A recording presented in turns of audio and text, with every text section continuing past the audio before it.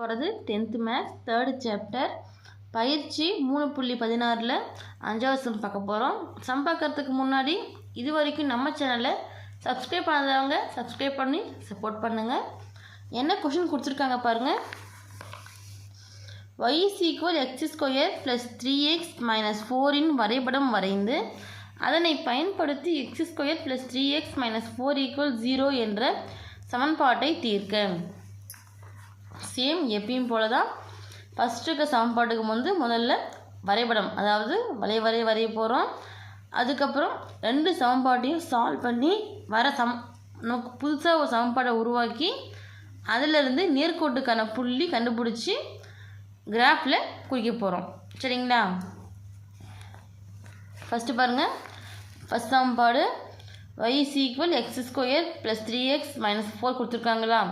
இங்கே எப்பயுமே நமக்கு கொடுத்த சமன்பாட்டில் எக்ஸுக்கு முன்னாடி ப்ளஸ் இருக்கா மைனஸ் இருக்கா இதுதான் ஃபஸ்ட்டு பார்க்கணும். x² முக்கியம் கிடையாது, எக்ஸு. சப்போஸ் x 0 வந்துச்சுன்னா 0 நமக்கு ப்ளஸ்ஸாக தான் இருக்குமே. இங்கே நமக்கு 3 கொடுத்துருக்காங்களா, +3. +3ன்னும் போது எக்ஸுக்கு மதிப்பு எப்படி இருக்குது, நமக்கு -4லேருந்து +4 வரைக்கும் நம்ம கொடுக்கலாம். சரிங்களா? அப்போது இந்த இடத்துல பார்த்தீங்கன்னா எக்ஸுக்கான மதிப்பு என்ன வரும், -4 -3 -2 -1 0 1 2 3 4.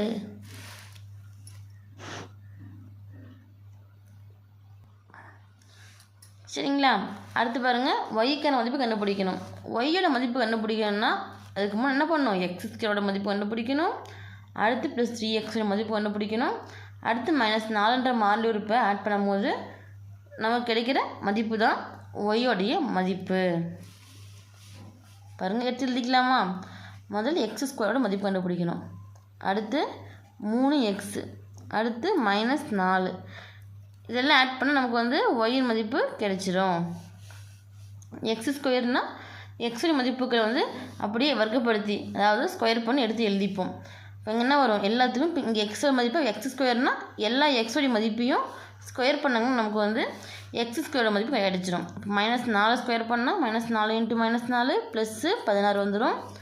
அடுத்து -3 ஸ்கொயர் வருமா, -3 × -3 -3 +3 × 3 9. அடுத்து -2 ஸ்கொயர் பண்ணாங்கன்னா -× ப்ளஸ் ஆயிரும், 2 2 4. அடுத்து -1 ஸ்கொயர் பண்ணும்போது -1 × -1 வரும், -1 ப்ளஸ் 1 × 1 1. 0 ஸ்கொயர் பண்ணால் ஆஸ் யூஷுவல் 0 தான் கிடைக்கும். 1 ஸ்கொயர் பண்ணால் 1 × 1 1. 2 ஸ்கொயர் பண்ணால் 2 × 2 4. 3 ஸ்கொயர் பண்ணால் 3 × 3 9. 4 ஸ்கொயர் பண்ணால் 4 × 4 16. சரிங்களா? அடுத்து பாருங்கள், 3x மதிப்பு. இப்போ 3xனால் அதாவது 3 கூட எக்ஸோடைய உறுப்பு என்னவோ அதை நம்ம எடுத்து ஒன்று பெருக்கணும். அப்போ இங்கே எக்ஸுக்கு பதில் -4 அப்ளை பண்ணாங்கன்னா 3 × -4ன்னு வருமா. அப்போ ப்ளஸ் × மைனஸு மைனஸ் ஆகிடும். 3 4 பெருக்குனா 12. அடுத்து பாருங்கள், இங்கே எக்ஸுக்கு பதில் அடுத்து என்ன இருக்குது, -3 இருக்கா, கொடுத்தோம்னா +3 × -3 +3 × -3 வரும். Plus × minus minus 3 × 3 9. எக்ஸுக்கு பதில் இங்கே -2 கொடுத்தோம்னா 3 × -2ன்னு வருமா. இப்போ ப்ளஸ் × மைனஸ் மைனஸ் 3 × 2 6. அடுத்து எக்ஸுக்கு பதில் -1 கொடுத்தோம்னா ப்ளஸ் × மைனஸ் மைனஸ் 3 × -1 3. அடுத்து எக்ஸுக்கு பதில் 0 கொடுத்தோம்னா 0வோட பெருக்குனால வகுத்தாலும் 0 தான் கிடைக்கும். அப்போ 3 × 0ன்னு வரும், பெருக்குனா 0. அடுத்து எக்ஸுக்கு பதில் 1 கொடுத்தோம்னா 3 × 1 வரும், பெருக்குனா 3. அடுத்து எக்ஸுக்கு பதில் 2 கொடுத்தோம்னா 3 × 2 பெருக்குனா எவ்வளவு, 6. அடுத்து எக்ஸுக்கு பதில் 3 கொடுக்கும்போது 3 × 3 9. அடுத்து எக்ஸுக்கு பதில் 4 கொடுத்தோம்னா 3 × 4 12. சரிங்களா? அடுத்து மாறிலி உறுப்பு அப்படியே வந்துடும். மாறிலி உறுப்பு என்ன மதிப்பு கொடுத்துருக்காங்களோ, ப்ளஸ்னால் ப்ளஸ் வேல்யூ, மைனஸ்னால் மைனஸ் வேல்யூ. இங்கே -4 இருக்குது, அப்போது -4 காமனாக எல்லா உறுப்புக்கும் அப்படியே வந்துடும்.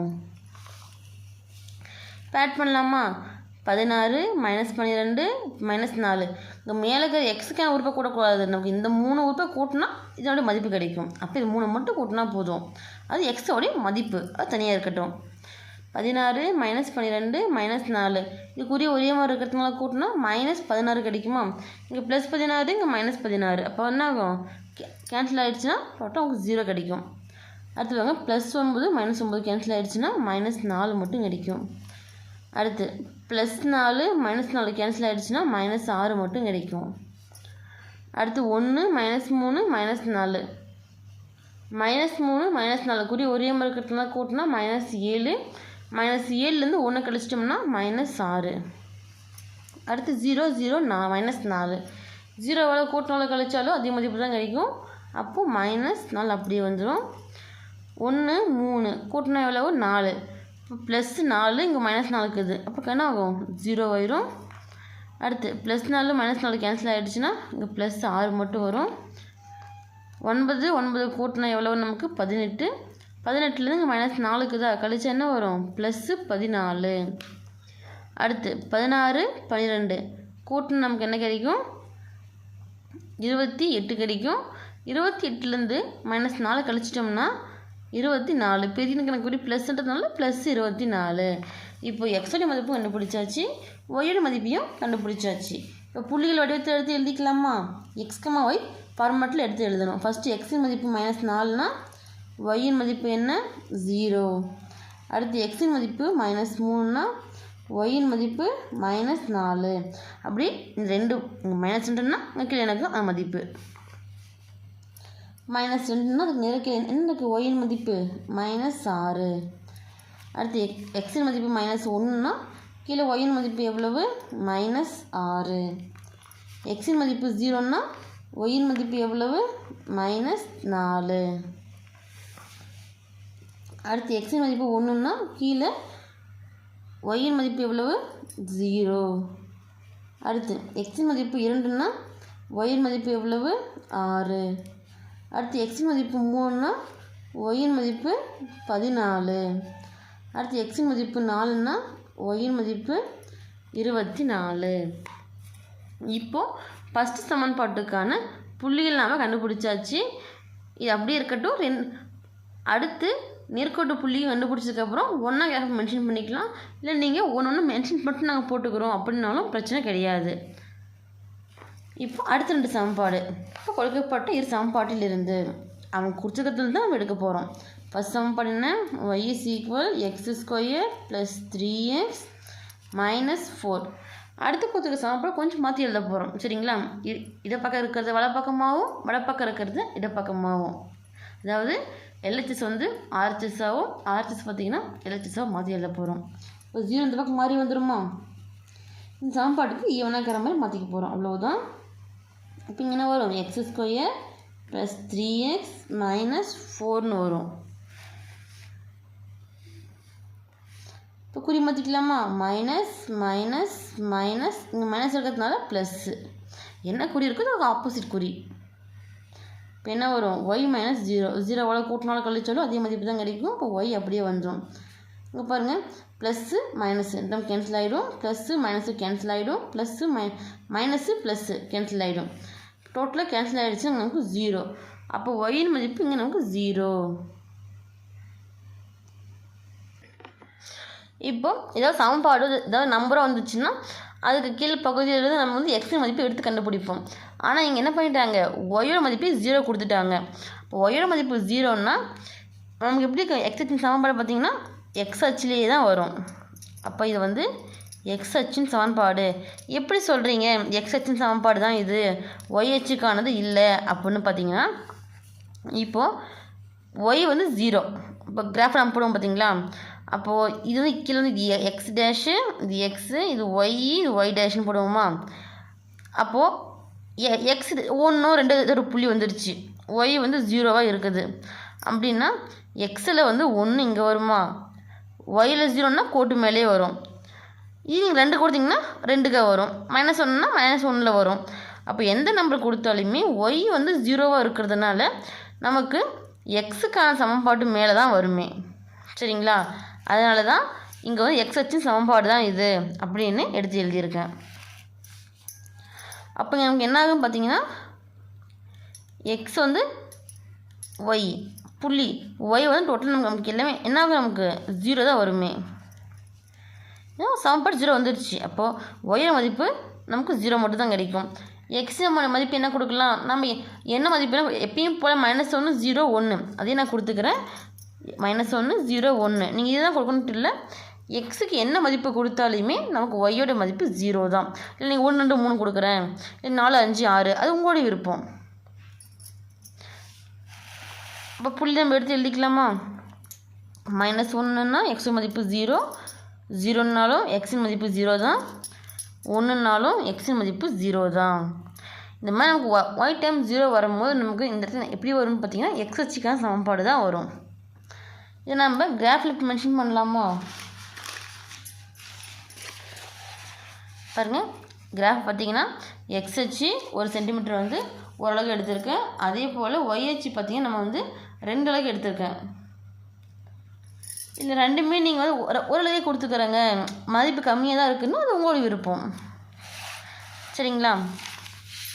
பாருங்கள், x x dash y dash y. இப்போ புள்ளியில் குறிக்கலாமா? ஃபஸ்ட்டு பாருங்கள், புள்ளி எக்ஸ் வந்து -4 அப்படின்னா ஒய் வந்து 0. அப்போ என்ன வரும், எக்ஸ் -4 ஒய் மதிப்பு 0ன்னா இந்த கோட்டு மேலே தான் வரும் நமக்கு. சரிங்களா? புள்ளி வச்சு ரவுண்ட் பண்ணி -4, 0. அடுத்த புள்ளி பாருங்கள், எக்ஸின் மதிப்பு -3ன்னா ஒய்யின் மதிப்பு -4. அப்போது எக்ஸில் -4 கீழே வருமா?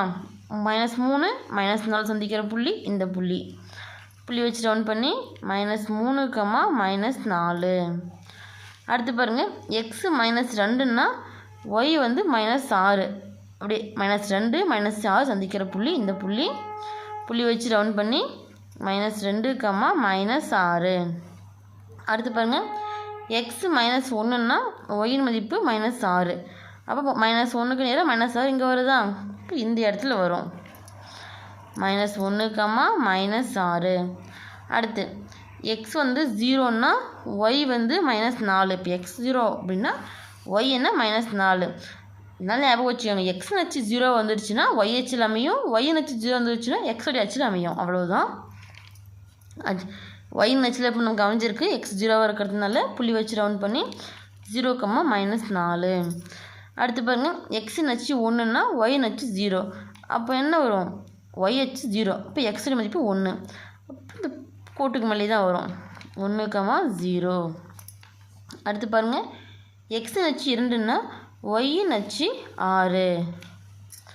2, 3 சந்திக்கிற புள்ளி பார்த்திங்கன்னா புள்ளி வச்சு மார்க் பண்ணி 2, 6. அடுத்து பாருங்கள், எக்ஸின் அச்சு 3 அப்படின்னா ஒய்யின் அச்சு 14. 3க்கு நேராக 14 எங்கே இருக்குது, இங்கே இருக்கா? 2, 3 சந்திக்கிற புள்ளியில் மார்க் பண்ணி 3, 14. அடுத்து எக்ஸின் அச்சு 4 அப்படின்னா ஒய்யின் அச்சு 24. இப்போ 4க்கு நேராக 24 எங்கே வரும் நமக்கு, இந்த இடத்துல வருதா? புள்ளி வச்சு மார்க் பண்ணி 4, 24. சரிங்களா? இப்போ நம்ம வந்து புள்ளிகளை இணைக்க போகிறோம். இணைக்கலாமா? புள்ளியிலேருந்து புள்ளி ஆரம்பிக்கக்கூடாது, புள்ளியை விட்டு கொஞ்சம் இப்படி கோடு மேலே வர்ற மாதிரி. சரிங்களா? ஆரம்பித்து ஒரு புள்ளியாக இணைச்சிக்கலாம். இந்த 2 புள்ளி இணைக்கும் போது கொஞ்சம் பெண்ட் பண்ணி இப்படி இணைச்சிருங்க. அப்படியே இணைக்க வேண்டாம், கொஞ்சம் பெண்ட் பண்ணி வர மாதிரி. ஏன்னா வளைவரை உருவாக்குறோம் பார்த்தீங்களா? ஸோ வளைவரை கீழே நமக்கு வளைஞ்சி திரும்ப மேலே வரும். நீட்டாக கையிலேயே முடிஞ்ச அளவுக்கு போட்டுக்கோங்க, ஸ்கேல் யூஸ் பண்ண வேண்டாம்.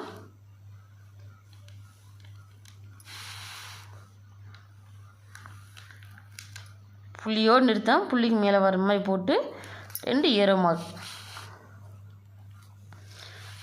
சரிங்களா? இப்போ இந்த வளைவரைக்கான சமன்பாடு இது அப்படின்னு பார்த்தீங்கன்னா y = x² + 3x - 4. ஏன்னா அப்போ தான் தெரியும் சமன்பாடு எதுக்கானது, இந்த வளைவரை எதுக்கான சமன்பாடு அப்படின்றது. சரிங்களா? இப்போ அடுத்து பாருங்கள், நேர்கோடு குறிக்கலாமா? நேர்கோடுக்கான புள்ளி என்ன? எக்ஸ் வந்து -1ன்னா ஒய் வந்து 0. அப்போது எக்ஸ் அச்சு இங்கேயும் அமையும். -1, 0. அடுத்து எக்ஸ் வந்து 0னா ஒய்யும் 0 தான். இந்த சென்டர் பாயிண்ட்டு 0, 0. அடுத்து எக்ஸ் வந்து 1ன்னா ஒய் 0. இந்த 3 புள்ளி. சரிங்களா? அப்போது இதுக்கு நம்ம கோடு போட முடியாது. ஏன்னா நமக்கு வந்து கோட்டு மேலே தான் அமைஞ்சிருக்கு. அப்போ ஏன்னா கோடு போட்டோம்னா இதுக்கு இந்த பக்கம் வர மாதிரி கோடு போடுவோம், இந்த புள்ளிக்கு இந்த பக்கம் வர மாதிரி கோடு போடுவோமா? அப்போ கோடு போடும்போது இந்த கோடு பார்த்திங்கன்னா இங்கே -4ன்ற ஒரு புள்ளியில் வெட்டுது, இங்கே 1ன்ற ஒரு புள்ளியில் வெட்டுது. அப்போ இதுக்கான தீர்வு என்ன வரும் நமக்கு? -4, -1. நேர்கோடு நமக்கு வந்து எக்ஸ் அச்சுலேயே அமைஞ்சிருக்கு. இப்போ கோடு பார்த்திங்கன்னா ஆல்ரெடி போட்டிருக்கோமா? இந்த புள்ளி தாண்டி இங்கே போகுது, இந்த புள்ளி தாண்டி கிராஸ் பண்ணி 2 புள்ளியும் நேர்கோடும் இந்த வளைவரையும் வெட்டுற புள்ளி இது. -4 + 1. அப்போது இதுதான் வரைபட தீர்வு. அப்போ இந்த கோட்டுக்கு மேலே இதுக்கான சமன்பாடு என்ன?